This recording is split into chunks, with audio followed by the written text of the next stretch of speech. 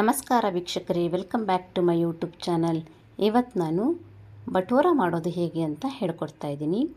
ನೀವಿನ್ನೂ ನನ್ನ ಚಾನಲ್ನ ಸಬ್ಸ್ಕ್ರೈಬ್ ಮಾಡ್ಕೊಂಡಿಲ್ಲ ಅಂದರೆ ಇವಾಗಲೇ ಸಬ್ಸ್ಕ್ರೈಬ್ ಮಾಡ್ಕೊಳ್ಳಿ.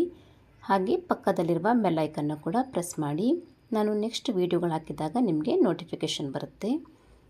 ಆಗ ಬಟೋರ ಮಾಡೋದಕ್ಕೆ ಬೇಕಾಗುವ ಹಿಟ್ಟನ್ನು ಕಲಿಸೋದಕ್ಕೆ ಒಂದು ಪಾತ್ರೆಯನ್ನು ತಗೊಂಡು ಇದಕ್ಕೆ 2 ಕಪ್ ಆಗುವಷ್ಟು ಮೈದಾ ಹಿಟ್ಟು, 1/4 ಕಪ್ ಆಗುವಷ್ಟು ಚಿರೋಟಿ ರವೆ, 1 ಸ್ಪೂನ್ ಆಗುವಷ್ಟು ಸಕ್ಕರೆ, ರುಚಿಗೆ ತಕ್ಕಷ್ಟು ಉಪ್ಪು, ಅರ್ಧ ಚಮಚದಷ್ಟು ಅಡುಗೆ ಸೋಡಾ, 1 ಚಮಚದಷ್ಟು ತುಪ್ಪ, ಅರ್ಧ ಕಪ್ ಆಗುವಷ್ಟು ಮೊಸರನ್ನು ಹಾಕ್ಕೊಂಡು ಇದನ್ನು ಚೆನ್ನಾಗಿ ಮಿಕ್ಸ್ ಮಾಡ್ಕೊಳ್ತಾ ಇದ್ದೀನಿ. ಹಿಟ್ಟು ಈ ಥರ ಸರಿಯಾಗಿ ಮಿಕ್ಸ್ ಆಗಿದ್ಮೇಲೆ ಇದಕ್ಕೆ ಸ್ವಲ್ಪ ನೀರನ್ನು ಹಾಕ್ಕೊಂಡು ಇದನ್ನು ಮತ್ತೆ ಕಲಿಸ್ಕೊಳ್ತಾ ಇದ್ದೀನಿ. ಈ ಥರ ಕಲಿಸ್ಕೊಳ್ತಾ ಇರುವಾಗ ಮಧ್ಯದಲ್ಲಿ ಇದಕ್ಕೆ 1 ಸ್ಪೂನ್ ಆಗುವಷ್ಟು ಎಣ್ಣೆಯನ್ನು ಕೂಡ ಸೇರಿಸ್ಕೊಂಡು ಇದನ್ನು ಮತ್ತೆ ಚಪಾತಿ ಹಿಟ್ಟಿನ ಹದದಲ್ಲಿ ಕಲಸಿ ಇಟ್ಕೊಳ್ತಾ ಇದ್ದೀನಿ. ಈ ಥರ ಚೆನ್ನಾಗಿ ನಾದಿ ಕಲಿಸಿದ ಮೇಲೆ ಇದಕ್ಕೆ ಮೇಲ್ಗಡೆ ಕೂಡ 1 ಸ್ಪೂನ್ ಆಗುವಷ್ಟು ಎಣ್ಣೆಯನ್ನು ಹಾಕಿ ಪ್ಲೇಟನ್ನು ಮುಚ್ಚಿ ಇದನ್ನು 2 ಗಂಟೆಗಳ ಕಾಲ ಹಾಗೆ ಬಿಡ್ತಾ ಇದ್ದೀನಿ. ಟೈಮ್ ಇದೆ ಅಂದರೆ 2 ಗಂಟೆ ಬಿಡ್ಬೋದು, ಇಲ್ಲಾಂದರೆ ಹಾಫ್ ಆನ್ ಅವರ್ ಆದರೂ ಬಿಟ್ಟು ನಂತರ ಇದನ್ನು ಮಾಡಬೇಕಾಗತ್ತೆ. ಇವಾಗ 2 ಗಂಟೆಯ ನಂತರ ನಾನು ಇವಾಗ ಇದನ್ನು ಮಾಡ್ತಾ ಇರೋದು. ಇವಾಗ ಇದನ್ನು ಪುನಃ ಒಂದು ಸಲ ಮಿಕ್ಸ್ ಮಾಡಿಕೊಂಡು ಚಪಾತಿ ಹಿಟ್ಟಿನ ಸೈಜ್ನಲ್ಲಿ ಉಂಡೆಯನ್ನು ಮಾಡಿಟ್ಕೊಳ್ತಾ ಇದ್ದೀನಿ. ಇನ್ ಕೇಸ್ ಹಿಟ್ಟೇನಾದರೂ ಕಲಿಸ್ಕೊಳ್ಳುವಾಗ ಹಿಟ್ಟು ತುಂಬ ನೀರಾಗಿಬಿಟ್ರೆ ಮತ್ತೆ ಒಂದು ಸ್ವಲ್ಪ ಹಿಟ್ಟನ್ನು ಹಾಕ್ಕೊಂಡು ಅದನ್ನು ಕಲಿಸ್ಕೊಳ್ಳಿ. ಇದೇ ತರಹ ಎಲ್ಲ ಉಂಡೆಯನ್ನು ಮಾಡಿ ರೆಡಿ ಮಾಡಿ ಇಟ್ಕೊಂಡಿದ ಮೇಲೆ ಇವಾಗ ಇದನ್ನು ಲಟ್ಸ್ಕೊಳ್ತಾ ಇದ್ದೀನಿ. ಲಟ್ಸ್ಕೊಳ್ಳುವಾಗ ಇದಕ್ಕೆ ಪುನಃ ಮೈದಾ ಹಿಟ್ಟನ್ನು ಸ್ವಲ್ಪ ತಾಗಿಸ್ಕೊಂಡು ಇದನ್ನು ಲಟ್ಸ್ತಾ ಇದ್ದೀನಿ. ಇದನ್ನು ತುಂಬ ತೆಳುವಾಗಿ ಲಟ್ಸ್ಕೊಳ್ಬಾರ್ದು, ಚಪಾತಿ ಥರ ಸ್ವಲ್ಪ ದಪ್ಪವಾಗಿ ಇದನ್ನು ಲಟ್ಸ್ಕೊಳ್ಬೇಕು. ಪೂರಿಗಿಂತ ಸ್ವಲ್ಪ ದೊಡ್ಡ ಸೈಜ್ನಲ್ಲಿ ಇದನ್ನು ಲಟ್ಸ್ಕೊಂಡ್ರೆ ಸಾಕಾಗುತ್ತೆ. ಇದು ಇವಾಗ ಆಗಿದೆ. ಇದು ಲಟ್ಸಿದ ಮೇಲೆ ಇಷ್ಟು ದಪ್ಪ ಆಗಿ ಇರಬೇಕಾಗತ್ತೆ. ಇವಾಗ ನಾನು ಇದನ್ನು ಒಂದು ಪ್ಲೇಟ್ನಲ್ಲಿ ಎತ್ತಿಟ್ಕೊಳ್ತಾ ಇದ್ದೀನಿ.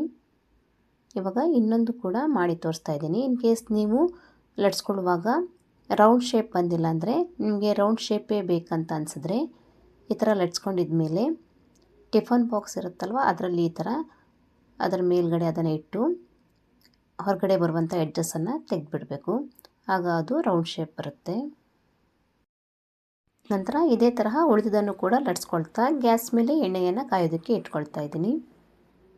ಎಣ್ಣೆ ಕಾದಿದ ಮೇಲೆ ಇವಾಗ ಇದಕ್ಕೆ ಇದನ್ನು ಹಾಕ್ಕೊಳ್ತಾ ಇದ್ದೀನಿ. ಇದನ್ನು ಹಾಕಿದ ಮೇಲೆ ಜಸ್ಟ್ ಇದನ್ನು ಪ್ರೆಸ್ ಮಾಡಿದರೆ ಸಾಕು, ಅದು ಉಬ್ಬಿ ಬರುತ್ತೆ.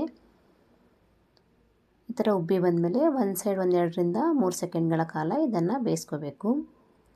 ನಂತರ ಇದನ್ನು ತಿರ್ಸಿ ಹಾಕಿ ಇನ್ನೊಂದು ಕಡೆ ಕೂಡ ಬೇಯಿಸ್ಕೋಬೇಕು.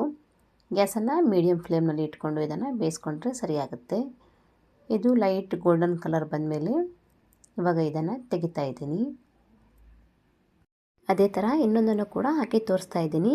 ಹಿಟ್ಟನ್ನು ಕಲಿಸ್ಕೊಳ್ಳುವಾಗ ಅಡುಗೆ ಸೋಡಾದ ಬದಲಿಗೆ ಡ್ರಿಂಕಿಂಗ್ ಸೋಡಾವನ್ನು ಕೂಡ ಯೂಸ್ ಮಾಡಿ ಹಿಟ್ಟನ್ನು ಕಲಿಸ್ಕೊಳ್ಬೋದು. ಇದು ಹಾಕುವ ಮೊದಲು ಎಣ್ಣೆ ಮಾತ್ರ ಚೆನ್ನಾಗಿ ಕಾದಿರಬೇಕಾಗತ್ತೆ. ಒಂದೊಂದು ಹಾಕುವಾಗಲೂ ಎಣ್ಣೆ ಕಾದಿದ್ರೆ ಚೆನ್ನಾಗಿ ಉಬ್ಬಿ ಬರುತ್ತೆ. ಎಣ್ಣೆ ಕಡಾಯಿ ದೊಡ್ಡದಾಗಿದ್ದರೆ ಇದನ್ನು ಲಟ್ಸ್ಕೊಳ್ಳುವಾಗ ಇನ್ನೂ ಸ್ವಲ್ಪ ದೊಡ್ಡದಾಗಿ ಲಟ್ಸ್ಕೊಳ್ಳಿ. ಇದು ನೋಡೋದಕ್ಕೂ ಕೂಡ ಚೆನ್ನಾಗಿರುತ್ತೆ, ತಿನ್ನೋದಕ್ಕೂ ಕೂಡ ತುಂಬಾ ಸಾಫ್ಟಾಗಿ ಇರುತ್ತೆ.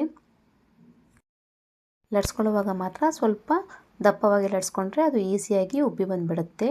ನಾನು ಹೇಳ್ಕೊಟ್ಟಿರುವ ಬಟೋರ ರೆಸಿಪಿ ನಿಮಗೆ ಇಷ್ಟ ಆದರೆ ಲೈಕ್ ಕೊಡೋದನ್ನು ಮರಿಬೇಡಿ. ನೀವು ಕೂಡ ಈ ರೆಸಿಪಿಯನ್ನು ಟ್ರೈ ಮಾಡಿ ಹೇಗೆ ಬಂದಿದೆ ಅಂತ ನನಗೆ ಕಮೆಂಟ್ ಮಾಡಿ ತಿಳಿಸಿ. ಬಟೋರ ಚೆನ್ನ ಮಸಾಲದ ಜೊತೆ ತಿನ್ನೋದಕ್ಕೆ ಚೆನ್ನಾಗಿರುತ್ತೆ. ಹೀಗೆ ನನ್ನ ಚಾನಲ್ನ ನೋಡ್ತಾ ಇರಿ. ನನ್ನ ರೆಸಿಪಿಗಳನ್ನು ಫ್ಯಾಮಿಲಿ ಮತ್ತು ಫ್ರೆಂಡ್ಸ್ ಜೊತೆ ಕೂಡ ಶೇರ್ ಮಾಡಿ. ಮುಂದಿನ ವಿಡಿಯೋದೊಂದಿಗೆ ಮತ್ತೆ ಬರ್ತೀನಿ.